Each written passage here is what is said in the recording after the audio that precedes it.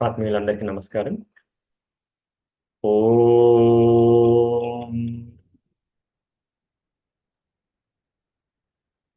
ఓం.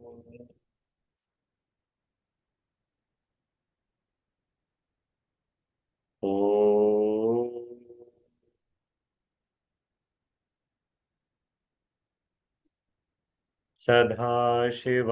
సదాశివసమారంభం శంకరాచార్యమధ్యమాం అస్మదాచార్యపర్యంతం వందే గురుపరంపరం.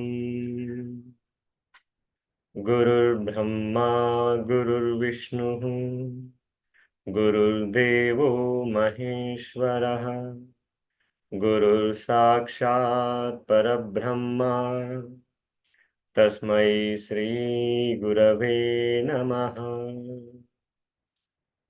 యోగేన చిత్తస్య పదేన వాచాం మలం శరీరస్య చ వైద్యకేన యోపాకరోతం ప్రవరం మునీనాం పతంజలిం ప్రాంజలిరానతోస్మి.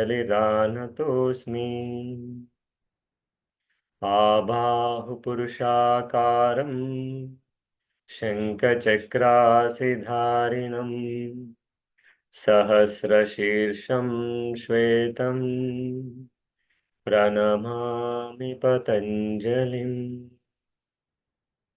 ప్రణమామి పరమేశ్వరం.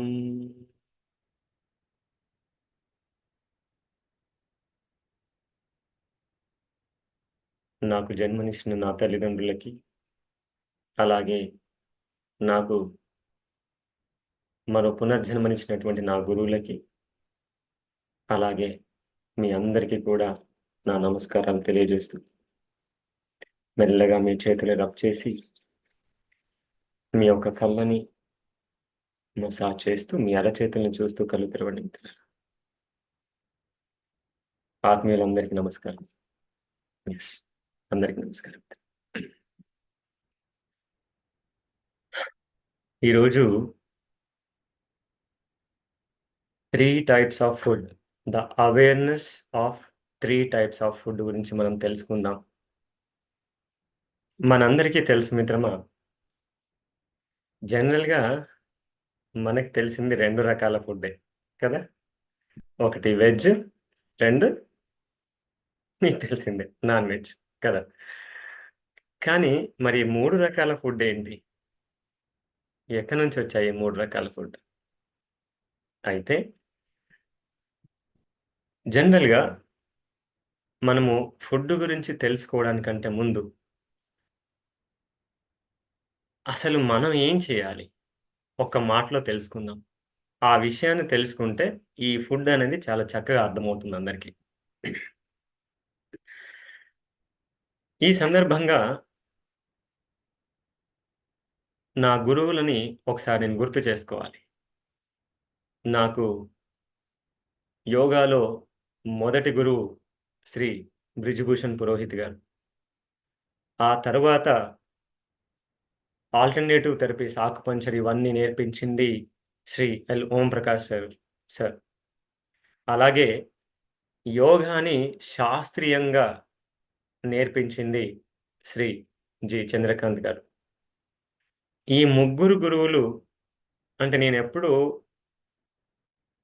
నా జీవితంలో చాలా సంతోషంగా ఉంటాను. ఎందుకంటే ఎన్నో జన్మలలో ఎంతో పుణ్యం చేస్తే గాని ఒక గురువు దొరకడమే కష్టం కదా! అలాంటిది నా జీవితంలో ముగ్గురు గురువులు దొరికారు మిత్రులు. అయితే ఈ గురువులలో ఓం ప్రకాష్ సార్ మీకు కూడా చాలా మందికి తెలుసు. ఎందుకంటే మనం డయాబెటిక్ ప్రోగ్రామ్ చేసినప్పుడు మనం పిలిచాము ఓం ప్రకాష్ సార్. ఓం ప్రకాష్ సార్ ఒక మాట చెప్తూ ఉండేవాడు ఎప్పుడు కూడా. ఏమంటే physical fitness, mental fitness and spiritual fitness are the perfect personality అని చెప్పేవాడు. సో, వీలైతే కొన్ని కీ పాయింట్స్ నోట్ చేసుకోండి మిత్రమా. Physical fitness mental fitness and spiritual fitness are the perfect personality. Perfect personality అంటే కదా! పురుషోత్తముడు అనంటాం. పురుషోత్తముడు అంటే అర్థమైంది కదా మీకు మిత్రులు? అంటే పురుషుల్లో ఉత్తమమైనటువంటి వాడు. అలాంటి వారు ఎవరున్నారు? కానీ శ్రీరామచంద్రుడు. అలాగే భగవద్గీతలో కృష్ణ పరమాత్ముడు అర్జునుడిని పురుషోత్తమ అని చెప్పేసి. లేదా అర్జునుడు కూడా కృష్ణ పరమాత్మని పురుషోత్తమ అని చెప్తా ఉంటాడు. వర్ణిస్తా ఉంటాడు. అంటే దట్ ఈస్ పర్ఫెక్ట్ పర్సనాలిటీకి ఎగ్జాంపుల్ అది. మరి పర్ఫెక్ట్ పర్సనాలిటీ అంటే it's nothing but liberation. Liberation means nothing but మోక్ష ఆర్ కైవల్య. అండ్ మోక్ష is nothing but abundant of happiness. కదా మిత్రమా? సో, మరి పర్ఫెక్ట్ పర్సనాలిటీ ఎప్పుడొస్తుంది? అంటే కేవలం సార్ పురుషోత్తముడు అన్నారు గదా! కేవలం పురుషులకే వస్తుందేమో, స్త్రీలకు రాదేమో అని మీరు అలా అనుకోవద్దు మిత్రమా. అలా అర్థం చేసుకోవద్దు. ఓకేనా? సో, ఇక్కడ పర్ఫెక్ట్ పర్సనాలిటీ ఎప్పుడొస్తుంది? ఫిజికల్ ఫిట్‌నెస్ ఉండాలి, మెంటల్ ఫిట్‌నెస్ ఉండాలి, స్పిరిచువల్ ఫిట్‌నెస్ ఉండాలి. మీరు ఏ పనైనా చేయండి మిత్రమా. మీరు ఏ పనైనా చేయండి. మీరు ఒక వృత్తి ధర్మం చేస్తున్నారు, బిజినెస్ వ్యాపారం చేస్తున్నారు, ఉద్యోగం చేస్తున్నారు, తండ్రి బాధ్యతలో ఉన్నారు, తల్లి బాధ్యతలో ఉన్నారు, ఇంటి పని చేస్తున్నారు, సమాజ సేవ చేస్తున్నారు, మీరు నిద్రపోతున్నారు, వైద్యం తీసుకుంటున్నారు, తింటున్నారు. ఇలాగ మనం ఉదయం లేచిన దగ్గర నుంచి రాత్రి పడుకునేంత వరకి, మొదటి శ్వాస నుంచి చివరి శ్వాస వరకి మనకు ఏం కావాలి మిత్రమా? Physical fitness, mental fitness and spiritual fitness. మీరు ఏమన్నా చేయండి. ఈ 3 ఉన్నాయా? మీ end of the day, end of the life happiness my dear friends. Okay.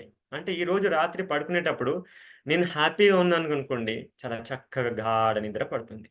బాధతో ఉన్నాననుకోండి, అసలు నిద్రే పట్టదు. కదా!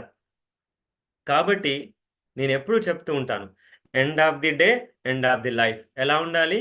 హ్యాపీగా ఉండాలి. అది ఎలా వస్తుంది?